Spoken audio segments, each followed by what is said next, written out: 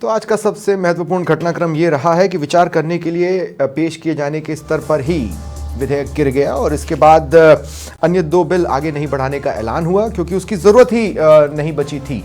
ऐसे में 30 सालों की चली आ रही जंग अपने मंजिल के पास आकर दम तो नहीं तोड़ी है, लेकिन एक बार फिर ऐसा लगता है कि शायद कोमा में चली गई है और अब अगली बार इस पर निर्णय कब हो पाता है ये देखने वाली बात होगी। नमस्कार, आप देख रहे हैं प्राइम डिबेट। आपके साथ मैं हूं स्वप्निल। पॉलिटिक्स नहीं होनी चाहिए क्या बैकग्राउंड में पॉलिटिक्स ही हुई है? की किसने है समझना मुश्किल है। क्या सचमुच बीजेपी नंबर गेम्स जानने के बावजूद ये जानती थी कि ऐसी परिस्थितियां बनेंगी और इसे कैश करना है, या विपक्ष जिनके पास ब्लैंक चेक था साइन कर सकते थे, वो ये चाहता था कि नहीं ये पास ना हो और ये बताया जाए कि ऑल माइटी समझे जाने वाली पार्टी उतनी भी ऑल माइटी नहीं है और सदन के भीतर वो भी हार सकती हैं। अब चाहे जो भी कारण रहा हो, लेकिन 2029 के चुनावों में 33% महिलाओं को टिकट तो नहीं मिलेगा, क्योंकि बिना कानून के मिल सकता होता तो वॉक द टॉक के हिसाब से बंगाल और असम में भी कांग्रेस और बीजेपी ने दिया होता। तो ये तो साफ है। देखना यह है कि अब वॉक द टॉक के लिए 2029 में कोई बड़ा दिल दिखाता है और 33% महिलाओं को सचमुच टिकट देता है, ये दिखाने के लिए कि हमने जो 2026 में कहा था हम उस पर टिके हुए हैं। बहरहाल तमाम रिएक्शंस भी लेंगे और इस पर डिस्कशन भी करेंगे। मेरे साथ जो गेस्ट हैं आपको इंट्रोड्यूस करवा देता हूं। मेरे साथ शिवांगी सिकरवार जी हैं, बीजेपी से मेरे साथ जुड़ रही हैं। पौरुष भारद्वाज कांग्रेस की ओर से मेरे साथ जुड़ रहे हैं। एकलव्य सिंह राजनीतिक विश्लेषक हैं। इसके अलावा सहयोगी पिंटू मेरे साथ बीजेपी ऑफिस में है। हालांकि अगर यह घटनाक्रम इस तरह का नहीं रहा होता तो पिंटू इस कमरे के बाहर निकलते और आतिशबाजी होते हुए दिखाते और ये दिखाते कि कैसे एक दूसरे को मिठाई खिलाई जा रही है, लेकिन अब रूम में सन्नाटा हो चुका है, खाली कुर्सियां यही बात बता रही है कि वो जो एक्साइटमेंट अब तक बैठे रहने का था वो खत्म हो चुका है। इसके अलावा दुर्गेश यादव वाराणसी से मेरे साथ जुड़ रहे हैं, जो कि लोकसभा क्षेत्र है प्रधानमंत्री मोदी का, और वहां की महिलाएं भी हमारे साथ हैं। सभी के रिएक्शंस एक एक करके लेंगे, लेकिन शुरुआत में शिवांगी जी आपसे कर रहा हूं। मैं समझ सकता हूं आप क्यों नहीं मुस्कुरा रही हैं, लेकिन उन्हें शब्द देना चाहेंगी आप? नमस्कार जी, और मैं आपके चैनल से, बिकॉज अभी तक जितनी भी डिबेट थी मैं उन सभी डिबेट्स में सबसे पहले यही बोल रही थी कि मैं सभी को बहुत बधाई देती हूँ। विपक्ष को भी बहुत बधाई दूंगी कि भाई विपक्ष भी हमारा साथ देगा और ये हम मान के चल रहे थे। देखिए, कई बार होता ये है कि अपनी इनसिक्योरिटीज इतनी ज्यादा आपके ऊपर हावी होती हैं कि आप उन इनसिक्योरिटीज के आगे कुछ और देख नहीं पाते हैं। ऐसा ही अभी जो है वो हाल विपक्ष का हुआ है कि उनकी इनसिक्योरिटी इतनी ज्यादा थी, उनको लगातार सिर्फ और सिर्फ यही लग रहा था कि आगे कर लेना, ठीक है, जब करेंगे तो वहां से आगे। दुर्गेश आप बीच में ना बोले, अब आपकी आवाज ऑन एयर है, इसलिए दुर्गेश जब मैं आपके पास आऊं तभी कुछ बोले। हाँ बोलिए आप शिवांगी जी। कि विपक्ष को लगातार यही लग रहा था कि ये जो बिल लेके आया जा रहा है, ये बिल जो है वो राजनीति के तहत लेके आया जा रहा है। लेकिन हम जो बीजेपी सरकार, मोदी सरकार, अगर राजनीति के तहत नहीं लाया जा रहा था शिवांगी जी, तो बिना नंबर्स के लाया क्यों गया? अगर राजनीति के तहत नहीं लाया जा रहा था तो इस बात का जवाब दीजिए कि बिना नंबर्स के लाया क्यों गया? हेलो, हाँ शिवांगी जी सुन पा रही है मुझे? हाँ, अब आपकी आवाज आ रही है, प्लीज बताइए। अगर राजनीति के तहत नहीं लाया गया था तो बिना नंबर्स के लाया ही क्यों गया था? देखिए, हम जो इस बिल को लेके आना चाह रहे थे वो ये लेके आना चाह रहे थे कि जाति पे अभी जनगणना चल रही है और इसके आधार पे जो कि एक डिमांड है, समय की डिमांड है कि अभी जहां पे 10 लाख के ऊपर एक सांसद है और जनसंख्या जो है वो 10 लाख से जो है हमारी 25 लाख के आसपास पहुंच गई है, तो सांसदों की संख्या बढ़ेगी और उसमें महिला आरक्षण अगर बढ़ेगा तो महिलाओं की भी संख्या बढ़ेगी और वो संख्या जो है वो कोई एक देश में जो भी नीति निर्णायक का काम करेगी और वो दिशा और दशा बदलेगी। तो ये पूरा एक परिस्थिति के अनुसार एक काम किया जा रहा था। बात बताइए, जब ये अगर ये मरता क्या ना करता की स्थितियां थी, ये मरता क्या ना करता की परिस्थितियां थी। देखिए, जब कोई बड़ी जंग होती है ना शिवांगी जी 2 सेकंड, शिवांगी जी मेरी बात सुनिए, जब कोई बड़ी जंग होती है ना तो कुछ मोर्चों को हल्का इसलिए छोड़ा जाता है ताकि किसी की आवाज सुनाई नहीं दे रही है। आपको मेरी आवाज मिल रही है? अब आइए मैं आपसे ये कह रहा हूं कि जब जंग होती है ना तो कुछ मोर्चों को इसलिए हल्का छोड़ा जाता है कि हम दूसरों को डाइवर्ट कर सके। जब प्रधानमंत्री मोदी खुद ये मान रहे थे कि देखिए अभी तो आ जाने दीजिए, सुधार तो बाद में चलते रहेंगे, तो 2 कदम आप पीछे खींच लेते, विपक्ष की मांग मान लेते, तो आपका भी सपना पूरा हो जाता और महिलाओं का भी। लेकिन आप भी अड़े और विपक्ष भी अड़ा। स्वप्निल जी, ऐसा बिल्कुल भी नहीं है। जहां विपक्ष ने बोला कि अगर 50% आप लेके आएंगे तो इसको प्रॉपर ऑफिशियल ढंग से अमेंडमेंट करके लेके आइए, तो माननीय गृह मंत्री जी ने ये बात को रखा कि हाँ 50% में अमेंडमेंट करके इसको लेकर आता हूँ, 1 घंटे बाद में इसको मैं लेकर आता हूँ। तो इस तरीके की हर प्रकार की जो देखिए हर चीज में 2 कदम, कोई हम भी अगर पीछे जाएंगे तो सामने वाला भी 2 कदम पीछे ठीक है। शिवांगी जी, जिस तरह के सवाल के साथ मैंने आपके साथ शुरुआत की, मैं पौरुष भारद्वाज आपका भी रिएक्शन चाहता हूं। मुस्कुराते हुए तो आप भी नहीं दिखे, लेकिन आपके फेशियल एक्सप्रेशन से ऐसा क्यों लग रहा है कि अब मैं मगरमच्छ के आंसू देखूंगा? नहीं स्वप्निल जी, देखिए मगरमच्छ के आंसू तो आप कांग्रेस के देखेंगे नहीं देखेंगे, लेकिन मैं आपसे एक बात जरूर कहना चाहूंगा कि हमने एक कहावत सुनी है कि छिपकली दिन भर कीड़े मकोड़े खाती है और शाम को जाके भगवान की तस्वीर के पीछे छुप जाती है। भारतीय जनता पार्टी का काम करने का जो चरित्र है वो बिल्कुल इस कहावत से मैच खाता है। मैं आपका ध्यान दिलाना चाहूंगा कि भारतीय जनता पार्टी का इस बिल को लाने की जो असली मंशा थी वो मंशा ये थी कि देखिए 3 तरह के जो है इसमें बिल आ रहे थे। एक तो संविधान का 131वां संशोधन था कि जिसमें लोकसभा की सीटें बढ़ाया जाना प्रस्तावित था। दूसरा परिसीमन विधेयक था कि जिसके अनुसार जनसंख्या की परिभाषा को मॉडिफाई करने वाली बात की। तीसरा जो है वो अलग बात है। मैं आपसे इस बात को कहना चाहूंगा कि जब हमने महिला आरक्षण बिल 2023 में कांग्रेस के समर्थन से पास करवा लिया, और कांग्रेस पार्टी तभी भी कह रही थी कि भाई 2024 के जो लोकसभा चुनाव आ रहे हैं, आप इसको इस आरक्षण बिल को उसमें एज इट इज लागू कर दीजिए और सदन की वर्तमान संख्या के अनुरूप महिलाओं को 33% आरक्षण दे दीजिए और उसके बाद जो विधानसभा चुनाव होंगे उसमें भी दे दीजिए। परंतु इस सरकार ने कहा कि साहब परिसीमन जब होगा, ठीक है, और देखिए गृह मंत्री अमित शाह जी के उस समय के लोकसभा, पौरुष भाई 2 सेकंड, पौरुष भाई सुनिए ना, दुनिया भर का चाहे जो भी मैसेज गया हो, आज एक मैसेज ये भी गया कि आप ये मानकर चल रहे हैं कि 2029 में तो हम नहीं आने वाले, या आप इसलिए मानकर चल रहे हैं क्योंकि अगर आपको भरोसा होता कि हम 2029 में आएंगे तो हम आते ही इन सबको बदल देंगे, अभी पास हो जाने दें। देखिए मैं इस बात को कहना चाहूंगा कि सरकार की जब कुत्सित मंशा हो तो हर चीज जो है सिर्फ सरकार के लिए सदन में नहीं कही जाती है। सदन का जो सदन होता है वो जनता तक अपनी बात पहुंचाने का माध्यम भी होता है। इस बिल को गिरा करके जो है हमने जनता की आंख खोलने का काम किया है कि जो महिला आरक्षण बिल 2023 में आ गया, आंख खुली। पौरुष भाई सुनिए, पौरुष भाई मैं किसी ग्रामीण महिला का नाम नहीं लेता, मैं उस ग्रामीण महिला का नाम लेता हूं जिनका नाम राहुल गांधी ने लिया था। सुनिए मेरी बात सुनिए पौरुष भाई, 2 मिनट मेरी बात सुनिए। पौरुष भाई 2 मिनट मेरी बात सुनिए। मैं आपसे कह रहा हूं कि मैं किसी एग्जैक्ट ग्रामीण महिला का नाम नहीं लेता। सुनिए तो सही मेरी बात। अरे पौरुष भाई 2 मिनट, पौरुष भाई 2 मिनट सुनिए मेरी बात सुनिए। मैं आपसे क्या कह रहा हूं कि कोई ग्रामीण कलावती, राहुल गांधी ने इस महिला का नाम लिया था ना, कलावती। आज कलावती कहां है, किस हालत में है, कांग्रेस को नहीं पता होगा, लेकिन क्या कलावती को यह बात समझ में आ रही है कि राहुल गांधी ने जो कहा उसका मीनिंग क्या है? क्या कलावती को यह बात समझ में आ रही है कि केसी वेणुगोपाल ने जो कहा उसका मीनिंग क्या है? नहीं पौरुष भाई, मैं आपसे यह कह रहा हूं कि क्या कलावती को यह बात समझ में आ रही होगी कि जो राहुल गांधी ने कहा उसका मीनिंग क्या है, केसी वेणुगोपाल ने कहा उसका मीनिंग क्या है? वो तो यह जान रही है कि नहीं मिलेगा 33% आरक्षण। उसको नहीं पता कि ये क्या गोटियां फिट हुई हैं इसके बीच में। देखिए बिल्कुल, मैंने जैसा कि मैंने आपसे कहा कि छिपकली दिन भर कीड़े मकोड़े खा के बाद में महापुरुषों की तस्वीर के पीछे छुप जाती है। मैं इस बात को कहना चाहूंगा कि भारतीय जनता पार्टी आज ये सदन में, सुनिए तो सही, भारतीय जनता पार्टी सदन में ये बिल हार के भी जीत गई है। भारतीय जनता पार्टी की महिला मानसिकता सामने आ गई है। कांग्रेस पार्टी तो वो पार्टी है, आप लड़ ही नहीं सकते रणनीति के स्तर पर बीजेपी से। राष्ट्रीय अध्यक्ष बनाया जिसने अंग्रेजी शासन में भी 1917 में ये मांग रखी कि भारत के अंदर महिलाओं को वोटिंग राइट मिलना चाहिए। और जिस ब्रिटिश सरकार से मांग रखी उस जमाने क्यों ना फीमेल्स का रिएक्शन लिया जाए, किसी पर्टिकुलर पॉलिटिकल पार्टी का बैक करने वाली फीमेल से नहीं, लेकिन फीमेल्स से। उसमें भी महिला 2 मिनट, अब पौरुष भाई आपको रुकना पड़ेगा। मैं आम महिलाओं के रिएक्शन के लिए दुर्गेश आपके पास आ रहा हूं। दुर्गेश, वाराणसी में महिलाएं क्या कह रही हैं? पौरुष भाई 2 मिनट, अब मैं आम लोगों के पास जा रहा हूं। क्या कह रही हैं महिलाएं वाराणसी में? अरे पौरुष भाई रुक जाइए प्लीज। हाँ बस हो गया पौरुष भाई, हो गया। प्रियंका गांधी को एक ना एक दिन राजनीति में आना ही था, लेकिन उन्हीं को सबसे लास्ट में टिकट मिला। उससे बहुत पहले तक राहुल गांधी लड़ते रहे। ठीक है, ठीक है। अरे सुनिए तो, ठीक है पवित्र बिल को आपने गंदी मानसिकता, ठीक है पौरुष भाई रुक जाइए। अब मैं वाराणसी जा रहा हूं। दुर्गेश, मैं चाहता हूं कि आप महिलाओं से रिएक्शन लें। नहीं मिल रहा 33% आरक्षण, महिलाएं क्या कह रही हैं? जी बिल्कुल, जी बिल्कुल, अगर बताना चाहूंगा कि जो 33% आरक्षण मिलना था, लेकिन वो लोकसभा में पास नहीं हो सका। हालांकि वाराणसी में जो खुशी का माहौल देखने को मिलना था, लेकिन वहां पे निराशा दिखी।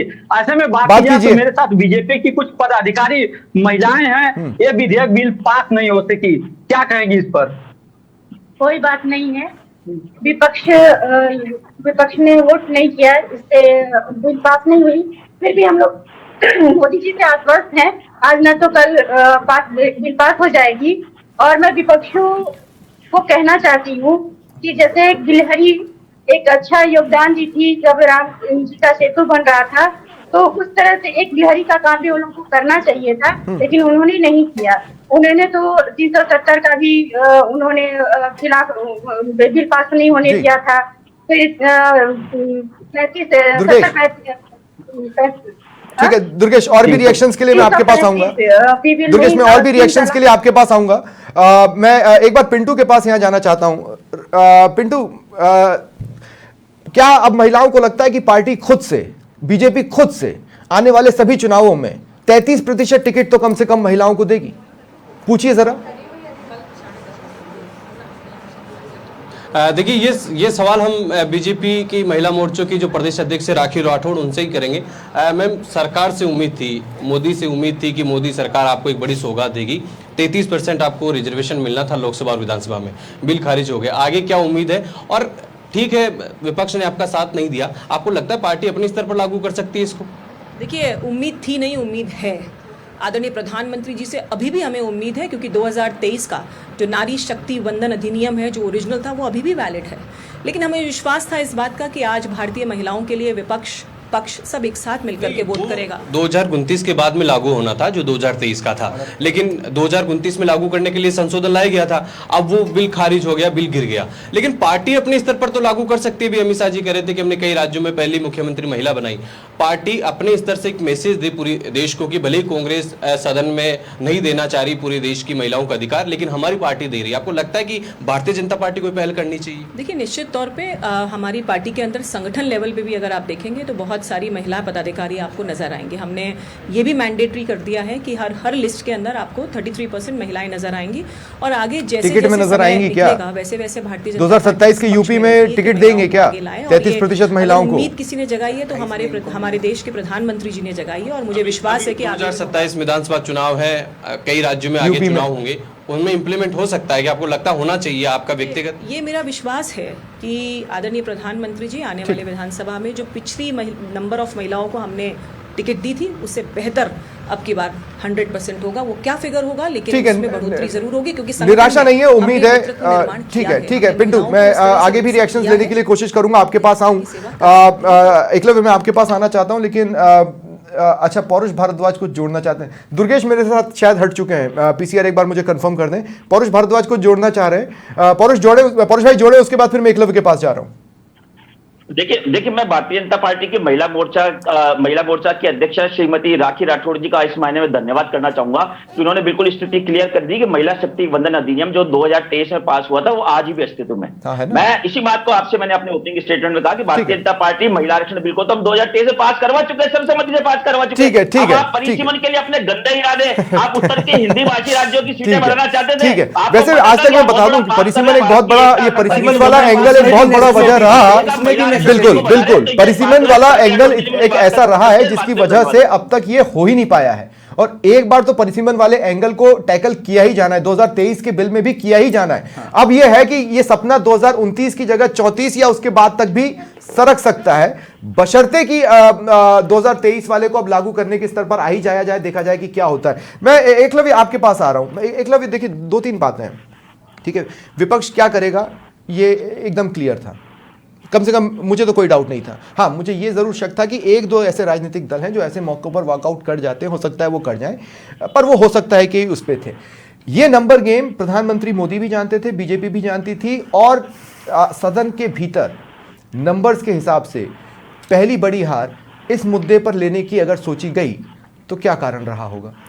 देखिए स्वप्निल जी, इस पे आने से पहले ना आपके प्रश्न पे बस 10 सेकंड में एक बात तो कहना चाहूँगा कि मैं जिस परंपरा से हूँ, मुझे लगता है जिस परंपरा से आप भी हैं और हम जैसे कई लोग, हम उन संस्कारों में बड़े हुए हैं जहाँ हमारे पिताजी, दादाजी, नानाजी लोग अपनी जो पूरी जो तनख्वाह होती थी ना, वो लाके अपनी धर्मपत्नियों को सौंप देते थे।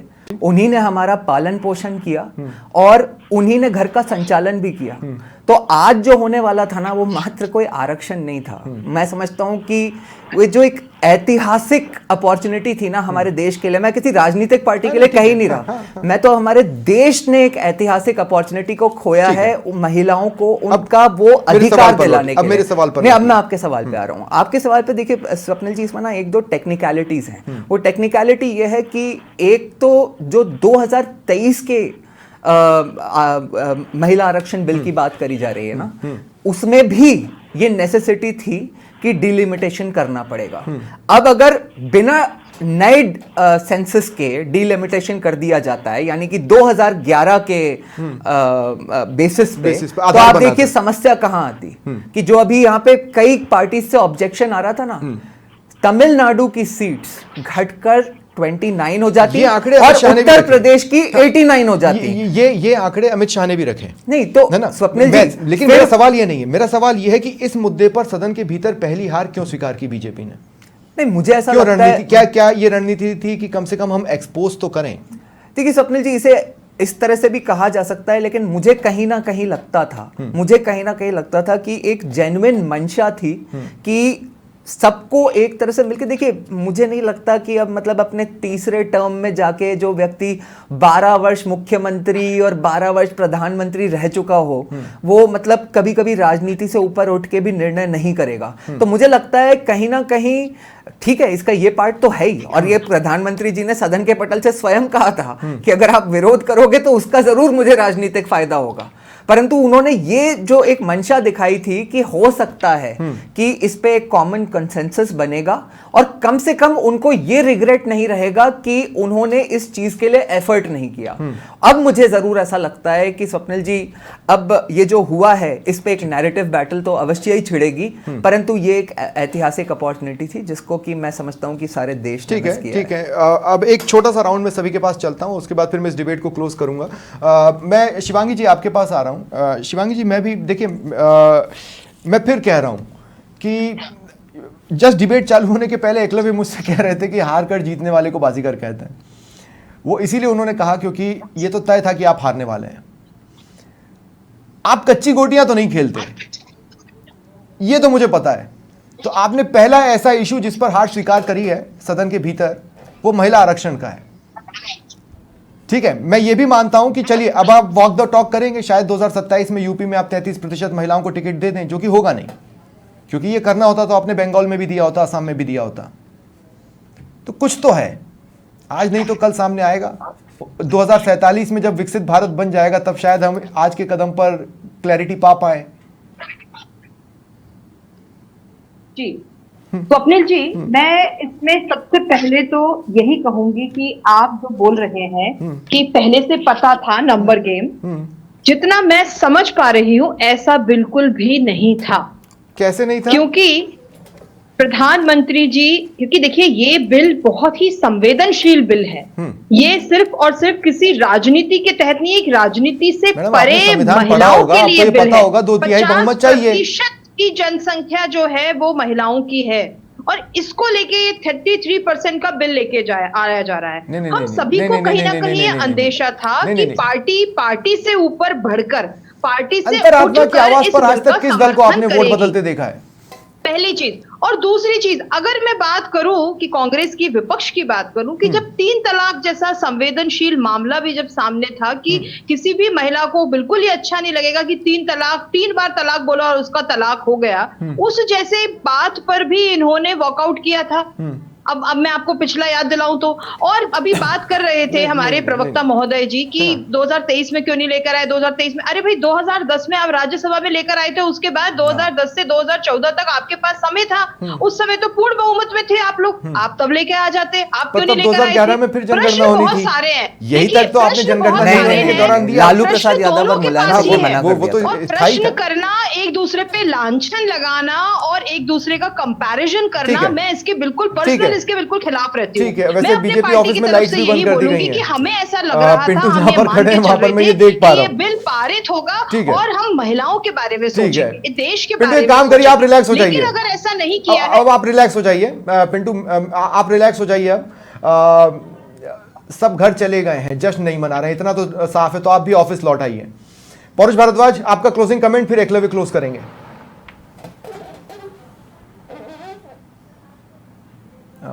पौरुष भाई, आपकी आवाज नहीं आ रही है।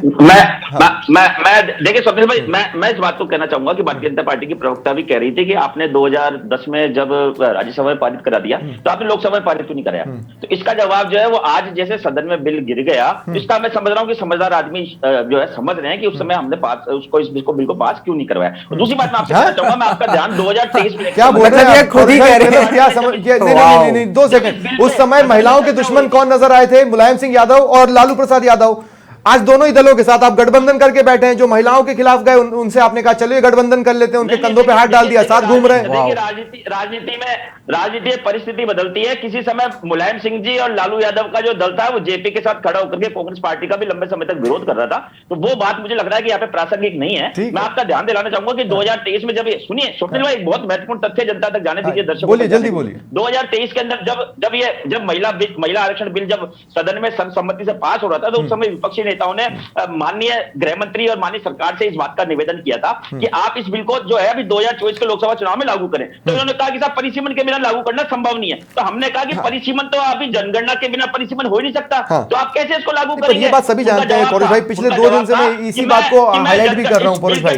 ठीक है, जनगणना ठीक है। अब कोई नैरेटिव नहीं, नैरेटिव कल से चालू होंगे, देखिएगा आप। मैं एकलव्य, मेरा आखिरी सवाल है, अगर बिटवीन द लाइंस देखें तो बोलते बोलते शिवांगी जी ने एक बहुत जबरदस्त बात बोली। पौरुष भाई आप रुक जाइए प्लीज, मैं क्लोजिंग कमेंट ले रहा हूं एकलव्य का।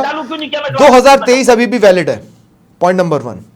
पॉइंट नंबर 2 ये कि अब सोल क्रेडिट लिया जा सकता है, अब किसी को ब्लैंक चेक देने की जरूरत नहीं है, जितना मैं समझ पा रहा हूं। देखिए स्वप्निल जी, आपकी बात तो सही है, लेकिन एक पॉइंट इंपॉर्टेंट है। अभी पौरुष जी ने एक बात कही कि जो राजनीति समझते हैं या वो उस समय की राजनीति समझ पा रहे होंगे कि राज्यसभा में पास कराने के बाद भी यूपीए की सरकार उसको लोकसभा में क्यों नहीं लेके आई, क्योंकि शायद उन्हें लगता था, वो समझते थे कि उनके पास नंबर्स नहीं है, तो उनकी सरकार के पास जो नंबर्स नहीं है वो एक्सपोज हो जाएंगे। तो मैं समझता हूँ, पारुष जी एक सेकंड, मैं तो मतलब दूसरे पक्ष की भी तो बात बोल रहा हूँ। पौरुष जी आप क्यों इरिटेट हो रहे हो? पौरुष भाई बात तो सुन लो, कंप्लीट बात खत्म करते हैं। अगर वो कुछ सुनिए, मेरी बात सुनिए, अगर वो कुछ भी ऐसा कुछ बोलेंगे तो मैं टोक कर आपको जरूर मौका दूंगा। पौरुष भाई 2 मिनट बाद बात मेरा कहना बड़ा मतलब तर्क संगत एक बात बोल रहा हूँ स्वप्निल जी, कि एक तरफ एक एडमिशन है कि हमें पता था कि हमारे पास नंबर्स नहीं है तो हम एक्सपोज नहीं होना चाहते थे।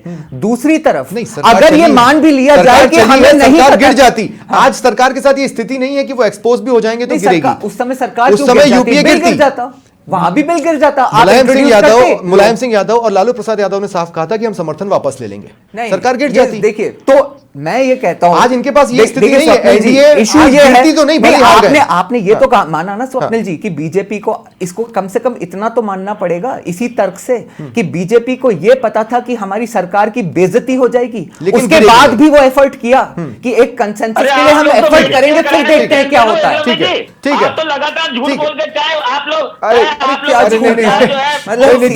ठीक है, आई एम सॉरी, मेरे पास समय खत्म हो चुका है, बहुत बहुत शुक्रिया आप सभी का मेरे साथ जुड़ने के लिए, उस चर्चा में शामिल होने के लिए। फिलहाल इतना ही, नमस्कार।